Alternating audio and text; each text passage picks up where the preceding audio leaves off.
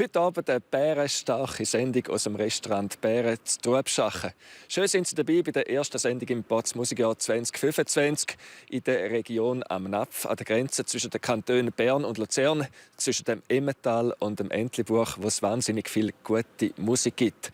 Und weil wir im ältesten Bären der Schweiz sind, ist natürlich das Thema Bär auch präsent. Und wenn Sie bis zum Schluss zuschauen, dann sehen Sie, wenn ich auf richtige Bären treffe.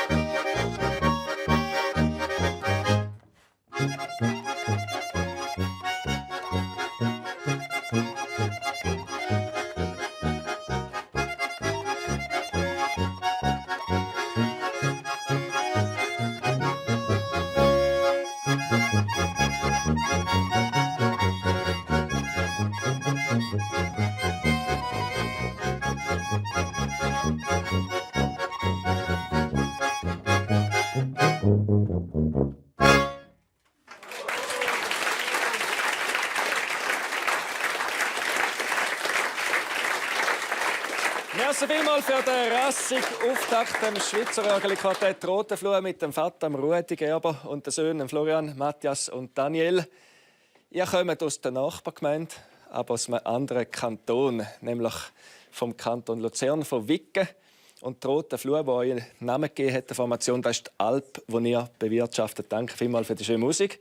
Und wenn wir jetzt miteinander auf die «Rote Flur» gehen und dann mit ein bisschen Fantasie ein paar Hügel weiter schauen, wieder zurück in den Kanton Bern, dann kommen wir auf den Staufen Knubbel. Und da oben singt für uns jetzt der Jodlerclub Trub. Ja,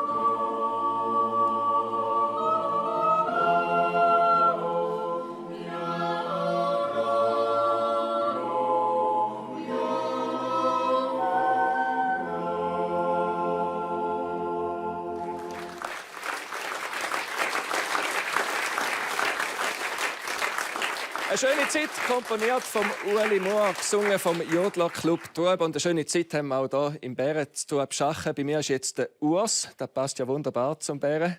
Mit der latinischen Variante davon, der Urs Meder, der Wirt vom Bären. Ihr sagt, das sei der älteste Bären der Schweiz. Aber mal unter uns, da kann ja jeder kommen, oder? Nein, das ist nicht so. Das ist urkundlich erwähnt. Und man weiss, dass der Wirt vom Bärentrub Schachen ist Burger wurde von Burgdorf 1338. Also wir sind noch älter, als es dort angeschrieben ist.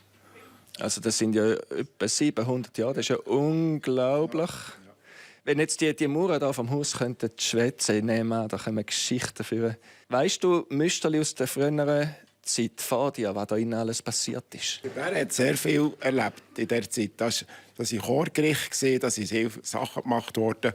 Es sind schon Sachen gemacht worden, die man vielleicht nicht sollen. Früher haben sie getanzt und gespielt. Und das ist nicht immer ganz allen gut gekommen. Also die Musik hat schon immer ein Thema gespielt, in dem Fall hier innen. Und du bist jetzt auch schon immerhin 30 Jahre da. Das ist ja sonst bei einem normalen Restaurant auch eine stolze Zahl. Was gibt es so für Erlebnisse, die du kannst rauspicken in diesen 30 Jahren? Ja, das ist natürlich. Da gibt es verschiedene Sachen, die da passiert sind. Es ist, wenn man so ganz aus jung hierher kommt, muss man sich auch ein bisschen anpassen. Aber wir hatten viele schöne Sachen. Wir haben, vor ein paar Jahren haben wir ein Theater mit 9000 Leuten im Saal. Wir haben einen grossen Theatersaal, der eben nicht mehr so genutzt wird, weil es ist ja schwierig, den zu bedienen. Man hat keinen Lift und ist nur mit Stegen. Und darum ist das manchmal ein bisschen schwierig, so etwas noch eigentlich zu erhalten. Und es wäre eigentlich gut, wenn man da etwas anderes daraus machen könnte. Aber da sind nicht alle 9000 miteinander gekommen? Nein, wir hatten 42 Vorführungen. Ja, da ist gerade etwas gelaufen. Musik spielt eine grosse Rolle. Auch heute noch. Ihr habt regelmäßig Musik. Wie funktioniert das bei euch? Ist das Stobeten oder ist das Konzertant? Oder wie läuft das bei der Musik? Es ist so, dass wir echt eine Kapelle haben. Die spielt den ganzen Abend, vom 8 bis um halb 12. Und die ein bisschen mehr Freude daran haben, die spielen auch ein bisschen länger, weil die sind gerne hier. Und das ist auch im Monat einmal, also einmal in der Sommerpause. Bist du selber auch ein Musikant und geniesst es einmal auch? Oder ist denn da mehr der die vorne läuft und du bist dahin in der Küche und schaust, dass die Musikanten zu essen und zu trinken haben? Also ich höre sehr gerne Volksmusik, aber ich kann kein Instrument spielen, ich höre es einfach gerne. Und wann fängst du dahin an mit dem Kochlöffel ein bisschen mittänzeln? Bei welcher Musik? Bei welcher Musik? Das ist eine Blasmusik, habe ich sehr gerne. Und ja, das ist eben der Entlebucher-Giele. Die Entlebucher-Giele, die sind zufällig auch noch da. Die spielen jetzt für uns hier im Bären zu Trub-Schachen. Danke vielmals für die Gastfreundschaft. Und wir hören etwas, was ich erst heute Abend gelernt habe, dass das Bären offenbar und im Entlebuch der Brauch ist. Nicht nur das 9 und das 4, sondern 5 gibt es wieder ein Hüngeli. Dann nimmt man halt auch noch das 5.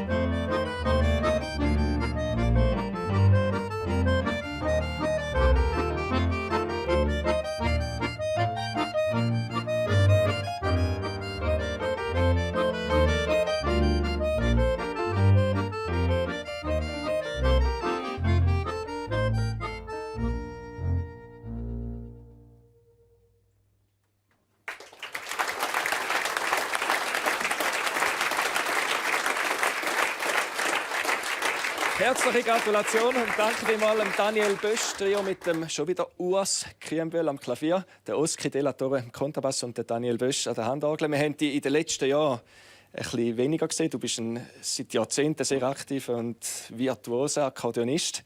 Und jetzt hast du ein neues Projekt. Wie ist es zu dem Trio gekommen? Ja, wir haben uns vor vielen Jahren kennengelernt und schätzen gelernt und sind immer befreundet gewesen. Und dann, als ich mit der Lasaia gehört habe, habe ich wieder zurück zu der Handorgelmusik, wo ich angefangen habe mit der Kapelle Bösch-Büchel. Und mit diesen zwei habe ich einfach ein wunderbares Fundament gewonnen.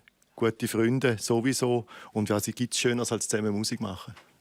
Und als ich so gelesen habe, was ihr für ein Stückchen spielt und jetzt auch die Vielseitigkeit in dieser Komposition, von der ich gerade gehört habe, Alenas Taufe, könnte ich mir vorstellen, das ist auch noch ein bisschen mit Emotionen verbunden.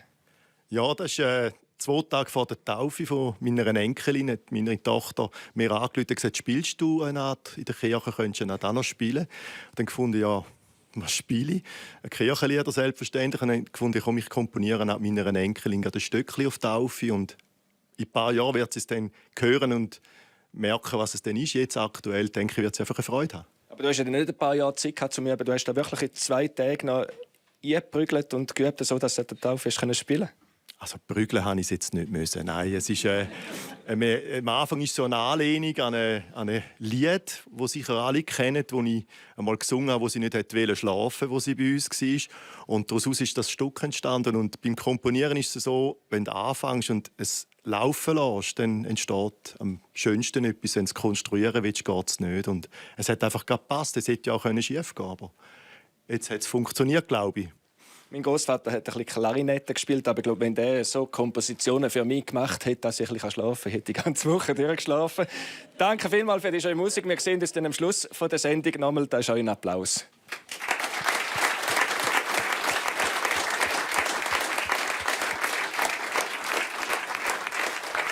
Ja, und da haben wir jetzt nochmal ein bekanntes Gesicht. Daniel Gerber, am Anfang schon mit dem Schweizer Quartett Rotenflur mit der Familie gespielt. Und jetzt hat es aber da ein grösseres Instrument und ein bisschen andere Leute. Die JS Kleinformation ist da, das klingt irgendwie nach Jungschar oder Turmverein. Was sind die da für eine Gruppe? Also das JS sieht man hier auch ganz gross angeschrieben. Auch das sind wir Jungschränzer Restlismatt. Das ist eine Kuchenmusik. Und wir tun auch etwa das 4., 2 Auftritte oder so, ein bisschen Stegreifeln. Und wir etwa spielen zur Unterhaltung. Kannst du uns jetzt auch ein bisschen verraten, welches ist denn strenger, welche Art von Musik machen? Es kommt ein bisschen darauf ab. Das Musikalische ist vielleicht in der Familienkapelle strenger. Wobei in der Kuchenmusik spielt man lauter. Und das Drumherum ist sicher strenger. Dann wird es mit der Gucke in der Regel auch später. Ja, das ist noch gerne so, ja. Heute geht es gerade ein Stückchen und nachher macht ihr euch auf den Weg auf Äschlismatt, quasi direkt auf dem Highway an euren nächsten Auftritt. Und wir freuen uns darum auf die passende Komposition. Im Oberkreiner Stil geht es auf die Autobahn.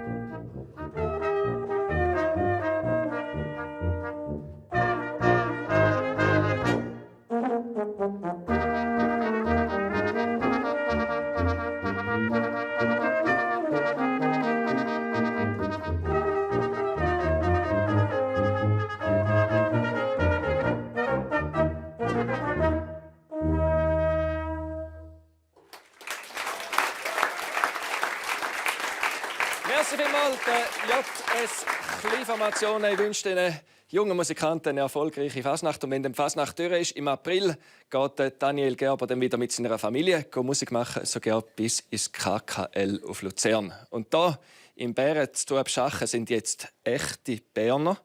Oder glaube es zumindest, der Christian Steger, der Urs Liechti, Simona Spichiger und der Alfred Beer. Kummlig, relativ eine neue Formation. Und jetzt verstehe ich es wahrscheinlich einfach wieder nicht, weil ihr Berner dafür nehmen habt. Kummlig, Urs, weißt du für einen Titel? Kummlig ist ein altes Berner Wort, das leider ein bisschen vergessen gegangen ist. Man braucht es nicht mehr.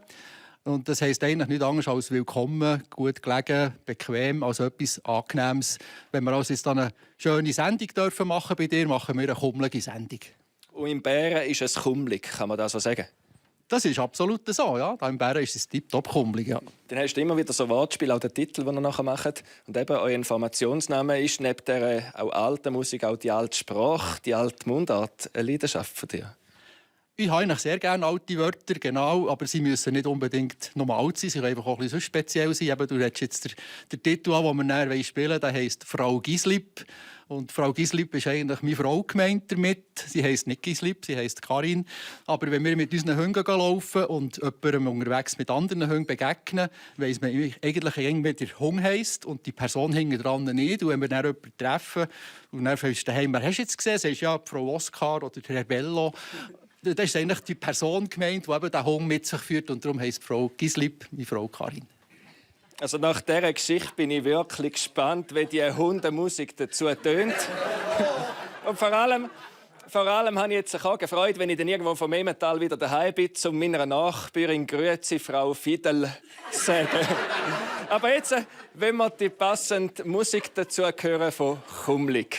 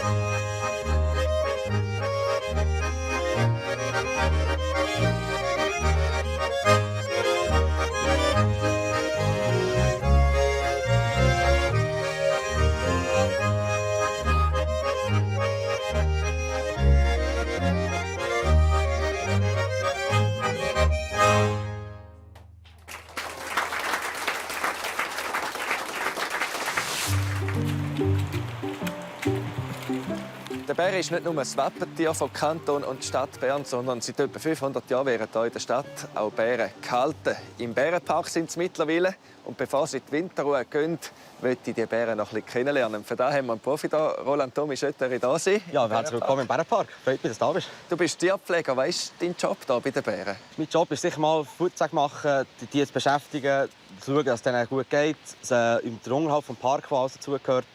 Das Bärenhandling, das heisst so auch Pflege richtig, das heisst vielleicht auch mal näher zu sehen, zu beobachten. Aber am besten gehen wir es mal zusammen anschauen, was wir wirklich machen hier. Ein bisschen aufpassen muss man ja schon. Der jetzt hier einfach mitkommen. Solange du bei mir bleibst, passiert dir nichts. Drücken wir den Daumen. Freue mich. Ja, dann gehen wir doch da mal rein schauen. Dankeschön. Wir müssen zuerst alle Grab aufnehmen, dass wir überhaupt arbeiten können. Und für das brauchen wir auch etwas Fruchtmässiges, das, was wir am liebsten haben. Eigentlich habe ich gedacht, Bären die essen Fleisch und grosse Berge von Fett. Und jetzt sind wir hier am Birnenschneiden. Ja, der Bär der nimmt das sicher gern. Es ist einfach so, dass der im Moment wirklich hauptsächlich Gemüse und Früchte braucht, weil es halt nur zu 20% Fleischfresser ist. Dementsprechend nimmt er eigentlich mehr eben die Früchte, Gemüse, Pilze, Insekten, das, was er draussen halt hauptsächlich findet. Wie bist du zu dem Job gekommen? Da gibt es ja nicht so viele in der Schweiz, die können sagen, sie haben mit Bären zu tun. Ich sage mal so, ganz früh angefangen. Ich hatte das schon als Kindheitstraum, Tierpfleger zu werden. Ich habe mich dann relativ schnell mal darum getan, habe mit 12 hier freiwillig helfen arbeiten im Kinderzoo. Ah, okay. Im Tierpark kennen.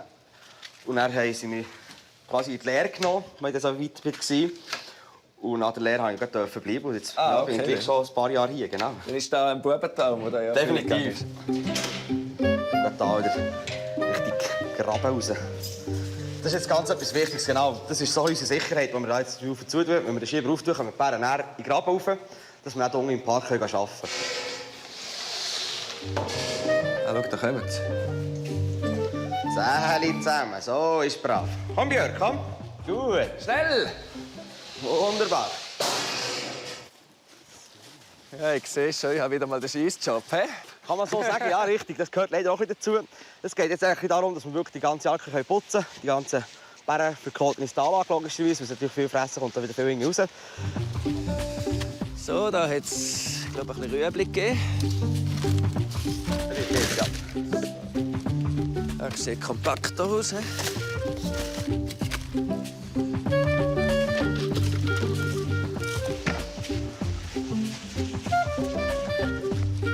Ja, da geht's runter.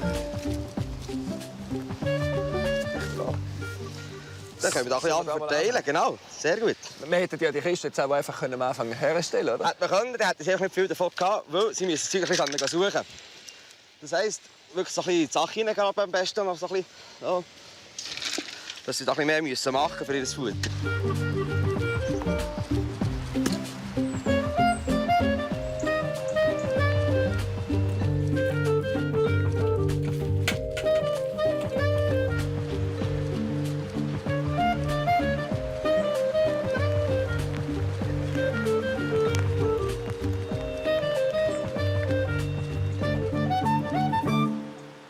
Und hast du das Gefühl, sie kennen dich selber? Ich habe das Gefühl, wir selber kennen sie ja, weil ich halt auch Futter geben. Manchmal etwas sehr Feines geben und dementsprechend kennen sie mich sicher das. Und vielleicht auch den Gang, den ich habe, kennen sie sicher auch. Aber viel mehr nehme ich nicht, dass sie den kennen. Machen's gut, gell?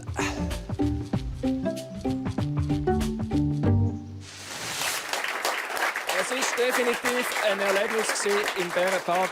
Und Roland Thomi, schön, dass du da bist im Bären. Nach unserer Fütter- und Mistaktion im Bärenpark, wie geht es den Bären jetzt? Ja, denen geht es sehr gut. Wir haben das super gemacht, die sind wohl auf.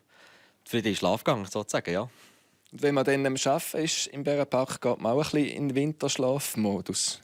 Ja, ein bisschen. Wir müssen natürlich schon auch wach bleiben, dass wir die Sicherheit gewährleisten können, aber wir haben ein bisschen weniger zu tun, ja. Aber mit den Bären definitiv. Dann hat man Zeit, um ein bisschen in Bären hacken und Musik zu hören. Danke, wie mal, dass du heute Abend dabei bist. Und einen Applaus für euren grossen Einsatz für die Bären. Merci.